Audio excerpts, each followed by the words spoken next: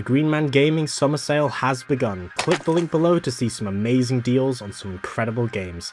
I will also be recommending some at the end of the video. Ratchet and Clank is a series that means a lot to me. One of the first games I ever played was Ratchet and Clank 3, also known as Ratchet and Clank Up Your Arsenal, which is a very tasteful name. And yeah, I just have so many fond memories of playing through that game, then playing the second game, then playing the first game, just playing them all. I've played almost all of them apart from like the occasional mobile game or Secret Agent Clank. For some reason, I've never gotten around to playing Secret Agent Clank, and that's probably for a good reason, because that game looks kind of horrible, if size matters as anything to go by. But yeah, I just decided I'm gonna rank every single Ratchet and Clank game today. This is my definitive tier list because I use this game's soundtrack in almost all of my videos. I always use this game's soundtrack. I think since the beginning, really. Like, I've always gone towards either the Ratchet and Clank 1 soundtrack or Ratchet Deadlocked soundtrack. Those two are just the sweet spot of game OSTs. I love them both. But yeah, let's get to ranking. And the first one is Ratchet and Clank 1. Now, Ratchet and Clank 1 is hands down my favorite game in the entire franchise. I know it's a bit jankier.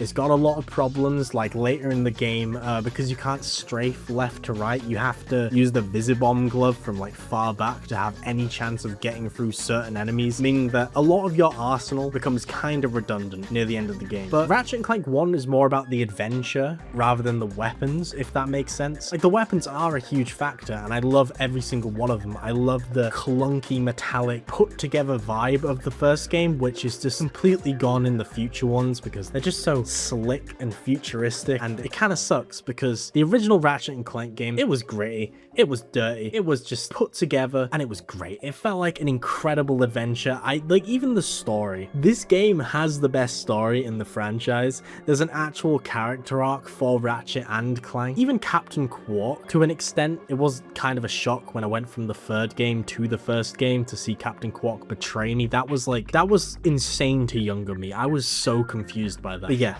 Ratchet and Clank 1, almost every single planet is incredible. Yeah, it gets a bit shit near the end, and it is a bit rough around the edges altogether, but I am biased as hell.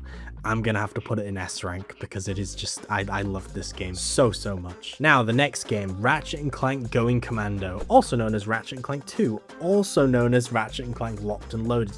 These games got censored a lot because of their names. I mean, are you surprised? To be fair, some of the censorships later are a bit odd, but we'll get to them. Ratchet and Clank 2. Here's a little fun story before I rank this game. My mum rented this game for me because back then you could rent games from like your local game shop, and she rented it for a week, and the guy behind the counter put the wrong disc in, and when I put it in, GTA San Andreas started playing. Now, I don't like GTA San Andreas because of this sole reason. It stopped me from playing Ratchet and Clank 2.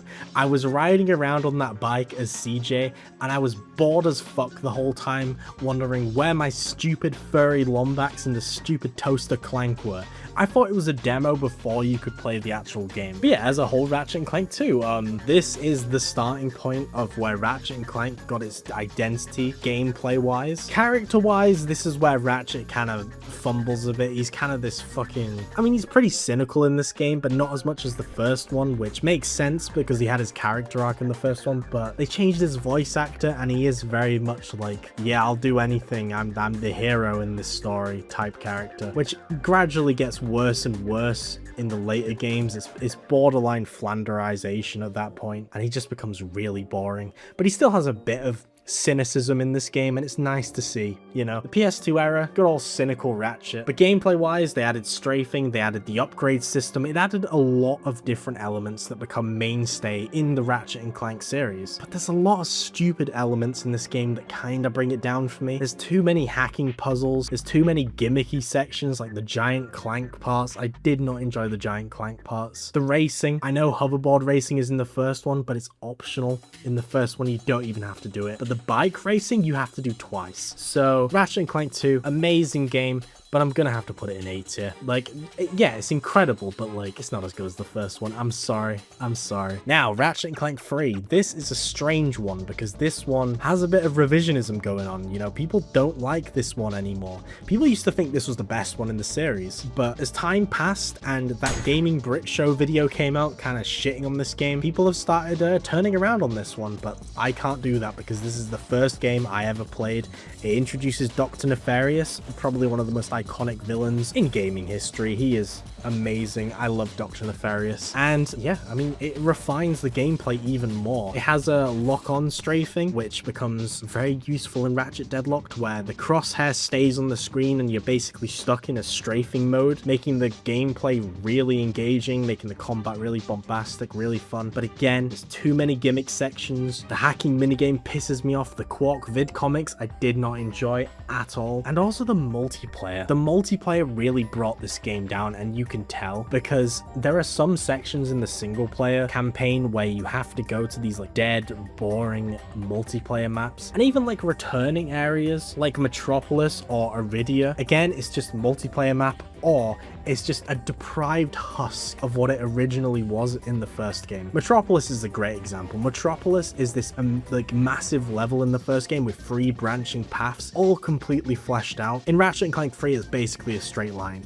and it lasts about 15 minutes. And then you get a section where you do the multiplayer map on Metropolis, where it's like a bunch of mini combat arenas. It's stupid, but it's still great. I love Ratchet and Clank 3. I'm gonna have to put it in A tier behind Ratchet and Clank 2. Still an incredible game, man. I don't know what else to say about that, really. Like, I still love it despite its flaws. Now, Ratchet Deadlocked. It is just so good. Ratchet Deadlocked, I would put it up there with the first game. It takes what Ratchet and Clank 3 was trying to do and just perfects it. That action combat, because Ratchet and Clank 3 was kind of trying to still be like an action platformer, if that makes sense, but it didn't do too good of a job at doing so. It kind of fell a bit flat in certain areas. Ratchet Deadlocked just takes the combat part of it and just expands on it and refines it, and it's amazing. It's also dark. This was during like the edgy phase of games, and yeah, you really feel it in this because the premise is like this arena, not black market, but like it's an illegal fighting arena in like an illegal part of a solar system where they kidnap heroes and make them fight to the death. And if they stop being entertaining, they have an explosive collar around their neck that just decapitates them if their ratings go down too much. That is grim. This is a Ratchet and Clank game, keep in mind. Also, they censored this one. It's not called Ratchet Deadlocked in the UK. It's called Ratchet Gladiator. I don't know why, but that's one of the weird censorships. I don't really get that one. But I forgot to mention with Ratchet and Clank 2, it introduced the arenas, which are very much an iconic part of Ratchet and Clank now, where there's a bunch of different unique things you can do in arena, like you fight waves of enemies, you do an obstacle course. That's Ratchet and Clank 3, not 2. And there's like boss fights and stuff. Ratchet Deadlocked is that on different planets and also in the station itself, Dread Zone. And again, it really refines this, it perfects it, and it is just amazing. It is a grim, dark action game, but is also so cool. I love Ratchet's armor in this game. It is one of the best designed armors I've ever seen in any game ever. It rivals Master Chief. It is cooler than Master Chief. I'm sorry.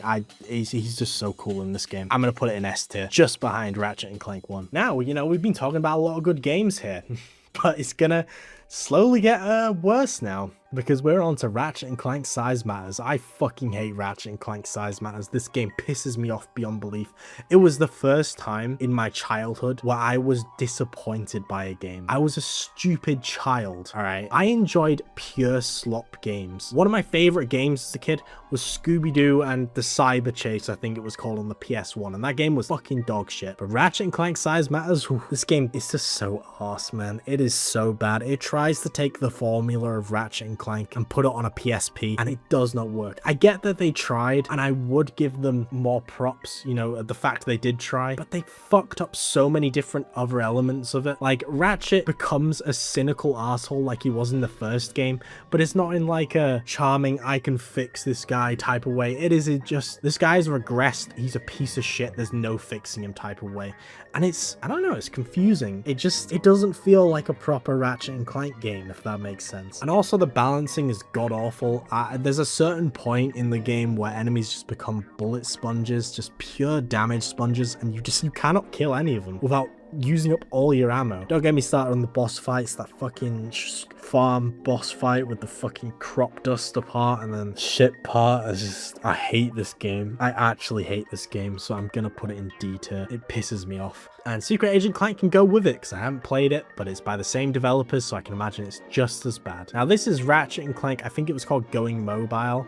Again, I haven't played this one, so I'm gonna put it in D tier. Now, Ratchet and Clank Tools of Destruction. This is a very strange game because I had played the original PS2 Ratchet and Clank games before this one, so I had something to compare it to. Visually, it looked amazing for the time. It still looks really good to this day. Like, if you told someone that the year that this game came out, they wouldn't believe you because it just looks that good. Plays pretty good as well. It does suffer from the balancing where enemies just become damage sponges near the end and it gets kind of frustrating to deal with. It also has massive difficulty spike. I don't know why I struggle with Tools of Destruction, but I just did. And it introduced the Space Pirates, which was something that Ratchet and Clank 3 made fun of in the Vid comic with the Space Pirates. Honestly, the whole game would have been made fun of in the previous Ratchet and Clank games because it just feels so corporate. I feel like this was the beginning of like the HR is in the writer's room while we make this game Insomniac. Like, it just tries to go for this fuck-ass Pixar story where it's like bigger than life, greater than life, or whatever the fuck the term is. It's like Ratchet is the last of his kind. He's the last Lombax. What will he do? Oh, he needs to get this thing called the Dimensionator to find his people in another dimension. But there's this random species we made up to put in this game called the Kragmites, which wiped out the Lombaxes, or the Lombaxes wiped out the Kragmites, and this one wanted to seek revenge. The story shit is stupid. It also retcons stuff because we meet a Lombax in Ratchet and Clank 2 called Angela Cross. Why did they do this? I don't know. Sony probably told them to do it because this was the beginning of the we care more about the story than the gameplay era of PlayStation, which is not a bad thing. You know, it introduced us to Uncharted, The Last of Us, all that good stuff, but it was the beginning of the downfall a bit. Still a good game though, you know, it plays very well, but I'm gonna have to put it in C tier. It's passable. Ratchet and Clank Quest for Booty, I don't know if I can consider it passable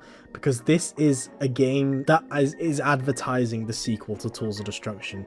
At the end of Tools of Destruction, this special robotic race called the Zoni kidnap Clank. We don't know why, because he's the chosen one or some shit, just like Ratchet. That's why they were destined to meet each other, even though the original story was Clank just crash landed on Ratchet's home planet because he's a bum-ass loser who lives on a desert planet called Veldin, and he's just a stupid mechanic, and he was probably gonna scrap Clank before he made himself known to be alive. I'm getting ahead of myself. Quest for Booty. It's an interesting idea, you know, there's no planet exploration, it all takes place in one area. There's some cool bits, like when you go into a cave and you have to like mess around with light with these weird glow bugs and stuff, but it's about like an hour and a half long, and it's literally just there to advertise the next game and advertise the fact Dr. Nefarious is back, which is cool, but it's just pointless. I feel like they made this game because they finished Tools of Destruction and they were like, well shit, well we've kind of written ourselves into a corner here, we need to explain shit a bit more before we can actually justify the actual sequel to Tools of Destruction. Let's make a little shitty side game to, you know,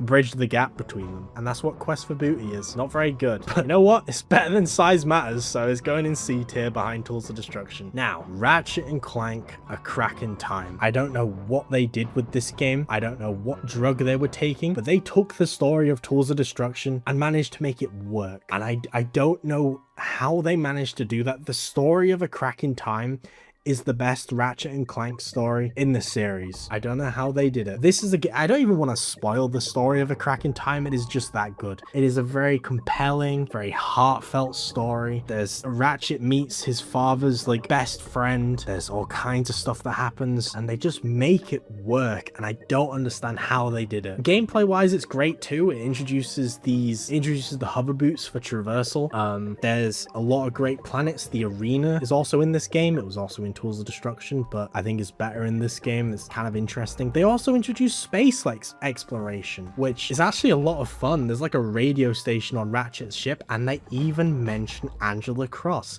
They fixed the retcon in this game. This game resolves everything, and honestly, if the series ended at this game, I would have been satisfied. It has a really satisfying ending, and it makes me feel emotional because this series means a lot to me. And again, I'm not going to spoil it. It is a brilliant game. I fucking fucking love A Crack in Time, and I'm gonna put it just above Deadlocked. I really like A Crack in Time. The Clank sections obviously do drag a bit because they're Clank sections, but they are some of the best Clank sections in the entire franchise, so I can't really complain. What I can complain about is Ratchet and Clank All for One. This was Insomniac's crack era, where they were like, oh, the formula's stale, or shit, we ended it with A Crack in Time, but Sony wants us to make more Ratchet and Clank games, so let's experiment a bit. And experiment they did, because they made a family-friendly co-op Ratchet and Clank game where Dr. Nefarious has to team up with the good guys, and all 4 players are on screen, and even if you play it solo, you're gonna have a co-op companion with you.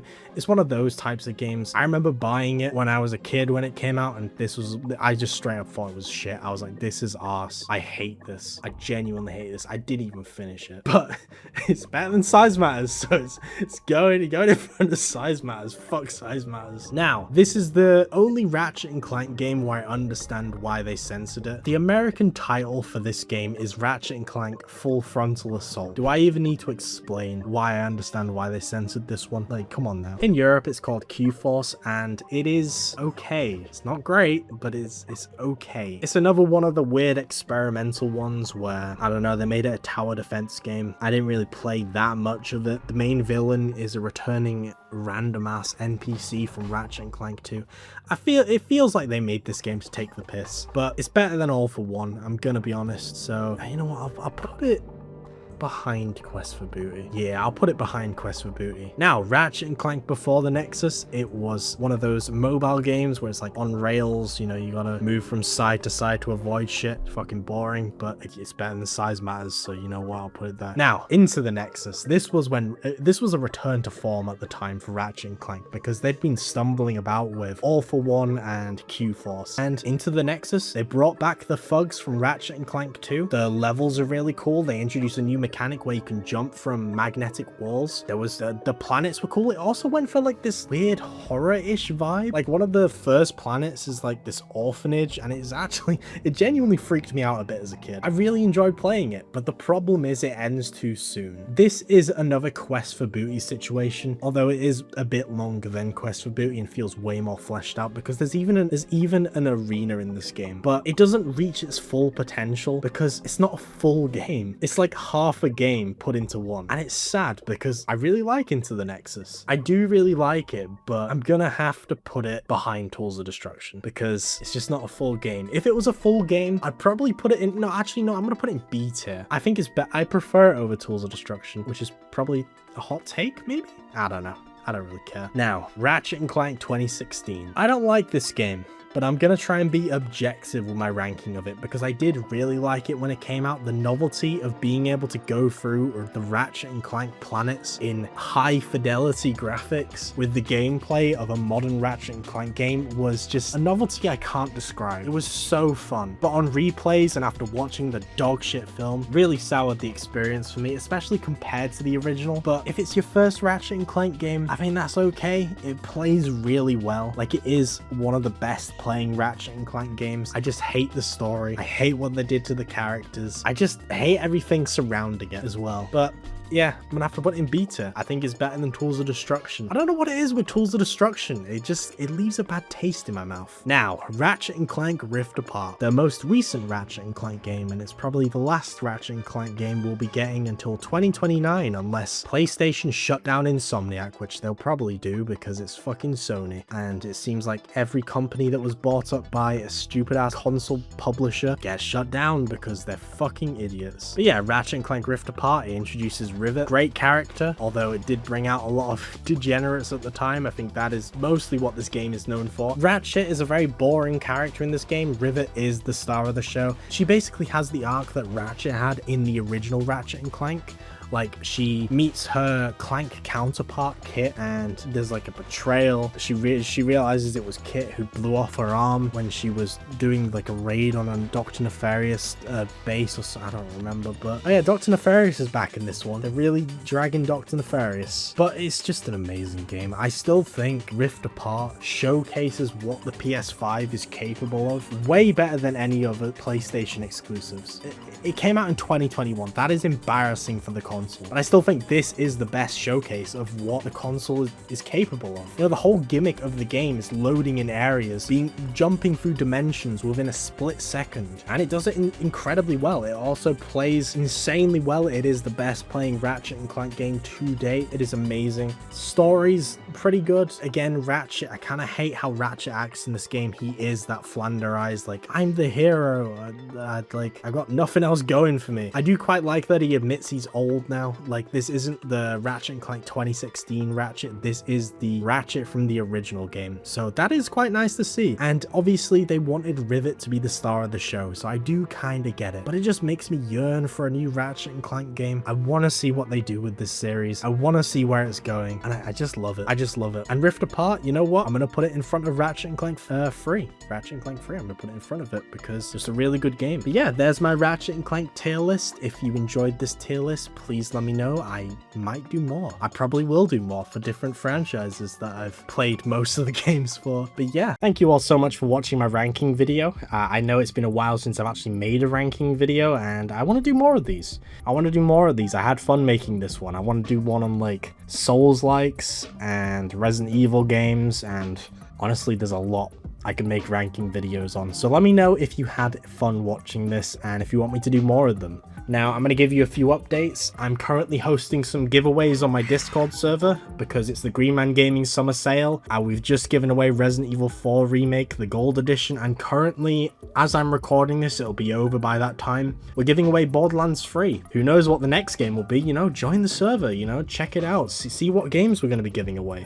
And also, I just want to give an update on live streaming. I'm still going to be streaming on this channel, but I'm going to be multi-streaming on Twitch as well, because a lot more people are way more comfortable like talking on Twitch, and Twitch has a lot more like better integration when it comes to like live streaming. So I'll be putting a link to my Twitch in the description if you'd rather watch my stuff on there compared to like YouTube. And yeah, that's all the updates really. Time to end off with the Green Man Gaming segment where I'm going to be recommending some games. Obviously, you all know I love Green Man Gaming. They are the best friends to this channel, you know. They're green, they're a man, I like green, and I also like men because it's Pride Month. Okay, I'm just going to shut the fuck up and recommend some games. Okay, so the first game I'm going to recommend, Dragon's Dogma 2. Currently 64% off. It's Dragon's Dogma 2. Like, I liked this game when it came out. It got a lot of flack. It got a lot of shit. Don't get me wrong. I understand why it got a lot of that shit, because the microtransactions were stupid. But it's good. It's good. It's going to get better. They're releasing the Dark Arisen DLC soon.